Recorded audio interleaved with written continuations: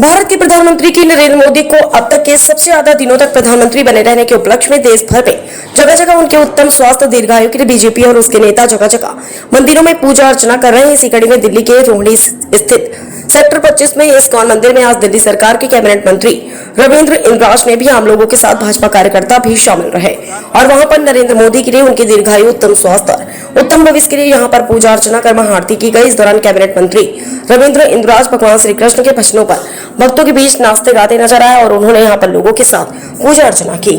तस्वीरें आप देख सकते हैं कि किस तरह से जो कैबिनेट मंत्री है दिल्ली सरकार के रविंद्र इंद्राज वहां यहाँ पर लोगों के बीच भगवान श्री कृष्ण के गानों पर डांस कर रहे हैं, जयकारे लगा रहे हैं और लोगों को उन्होंने प्रधानमंत्री नरेंद्र मोदी जी के उत्तम स्वास्थ्य दीर्घायु के लिए कामना करने के लिए भी कहा।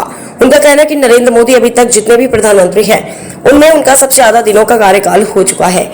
ऐसे में हम कामना करते हैं कि ईश्वर उन पर अपनी कृपा बनाए रखे और बात जिस तरह से देश के सनातनी प्रधानमंत्री हैं इस तरह से पूरे देश का, दुनिया भर में ऐसे ही देश का परचम लहराते रहें और जिस तरह के फैसले नरेंद्र मोदी ने लिए हैं वह बहुत ही ऐतिहासिक है। फिर चाहे वो ऑपरेशन सिंदूर हो या फिर धारा 370 जैसे फैसला केवल नरेंद्र मोदी जैसे ही प्रधानमंत्री ले सकते थे।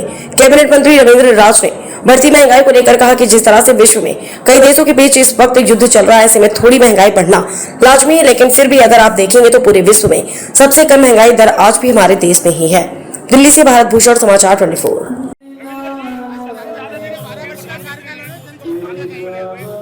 इससे पहले ये रिकॉर्ड जो है जवाहरलाल नेहरू जी के पास तक कैसे देखते हैं, क्या कहेंगे?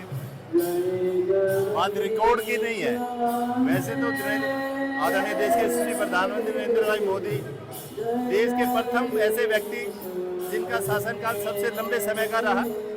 आज उन्होंने जवाहरलाल नेहरू से एक दिन आगे यानी 4399 दिन का राज शासनकाल हो गया उनका।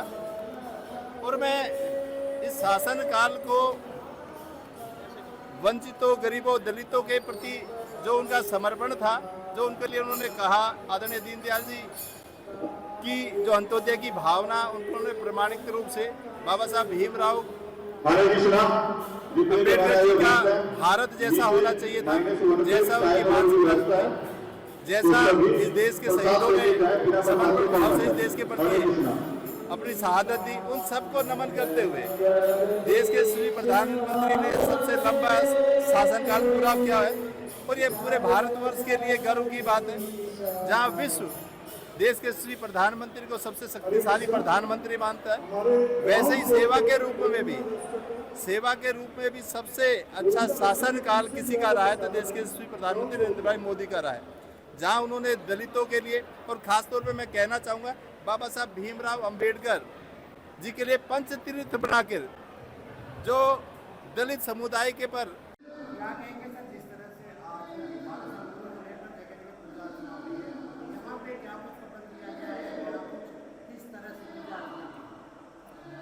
आज का विशेषता ये है, मोदी जी का एक विशेष एक माइलस्टोन जिसको कहा जाता है उन्होंने प्राप्त किया।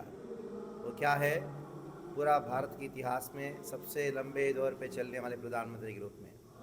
गीता में भगवान ने कहा यदाचरति श्रेष्ठः, जो श्रेष्ठ लोग करते हैं उसी के अनुसार सभी बाकी करते हैं। तो मोदी जी गीता का आस्था, उनका हृदय में जो है गीता के ऊपर आस्था है, वही आस्था ये इस प्रकार की जो काबिलियत को उन्होंने प्राप्त कराई है। तो हम भी सारा जगत को ये संदेश देना चाहते हैं कि इस्कॉन में ये जो उनका ये उत्सव मनाया जा रहा है, ये उत्सव के द्वारा सारा जगत को कहना चाहते हैं यही आस्था अगर हमारे जीवन में भी है गीता के ऊपर, मोदी जैसा हम बन सकते हैं, भविष्य में भारत को रक्षा कर सकते हैं। सर, भारत ये बताएं, मोदी जी को सबसे ज़्यादा समय हो चुका है कि आपने बताया कि राजा का धार्मिक होना बहुत जरूरी है। हाँ। तभी जो है राज्य की या देश की सेवा हो सकती है। इसको कैसे देखते हैं, क्या कहेंगे? देखिए, इतने लाखों वर्ष बीत गए, आज भी हम राज्य की बात आती है तो राम राज्य का स्मरण करते हैं। क्यों? इतने लोग राजा आए गए कि भगवान रामचंद्र स्वयं भगवान हैं और उन्हें धर्म के अनुसार राज्य को व्यापन किया। इतने प्रधानमंत्री आए गए, लेकिन आज मैं ये कहना चाहता हूँ, आने वाले हज़ारों लाखों साल तक भारत के हर एक व्यक्ति मोदी जी को याद करेगा। जैसे आज भी भगवान रामचंद्र को याद करते हैं। क्यों? राजा बहुत बने, लेकिन धार्मिक राजा ही राजा है, बाकी सब जो है केवल पोस्ट में है, बस कुछ समय के बाद चले जाएंगे, उनका यश नहीं रहेगा। आप क्या मांग करते हैं मोदी जी से, जिस तरह से राष्ट्र को अगर देखते हैं, क्योंकि इस्कॉन जो संस्था है भगवान श्री कृष्ण को समर्पित है, गाय माता जो है वो उनसे जुड़ी हुई है, बहुत सारी ऐसी चीज़ें हैं जो लगातार हिंदू संगठन मांग कर रहे हैं, आप क्या मांग करते हैं? हम यही मांग करते हैं कि सबको गीता भागवत की शिक्षा देने का एक योजना बनाए, क्योंकि जब तक शिक्षा नहीं मिलेगा तब तक लोगों के अंदर जागृति नहीं आएगी। खाली आंदोलन मात्र कुछ होने वाले हैं, शिक्षा महत्वपूर्ण है। क्योंकि भारत शब्द का अर्थ क्या है? भा का अर्थ है कि कांति, प्रकाश, रत का अर्थ है मग्न होना। यानी जिस देश में लोग आध्यात्मिक ज्ञान में मग्न है उस देश को भारत कहा गया है। तो भारत एक जियोग्राफिकल प्लेस नहीं है, वो है एक प्रिंसिपल, एक सिद्धांत। भारत एक सिद्धांत है। क्या सिद्धांत है? भा मतलब आध्यात्मिक ज्ञान, रत मतलब मग्न होना। आध्यात्मिक ज्ञान में जहाँ लोग मग्न हैं वो भारत है। तो मेरे मोदी जी से यही निवेदन है कि आप आध्यात्मिक ज्ञान को इतना प्रचुर मात्रा में प्रोत्साहन करें, आध्यात्मिक ज्ञान का प्रचार प्रसार का प्रोत्साहन करें, ताकि सभी लोग वास्तविकता में भारतीय बन जाए।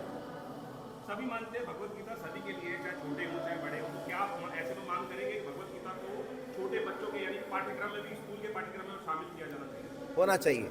जब तक गीता का शिक्षा नहीं होगा, गीता जो है वो जीवन का टेक्स्ट बुक है।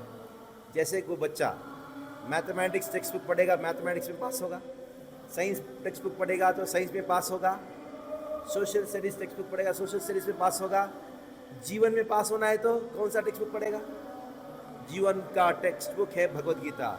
जब तक जीवन का टेक्स्ट बुक भगवत गीता को नहीं पढ़ेगा तब तक जीवन में फेल होगा।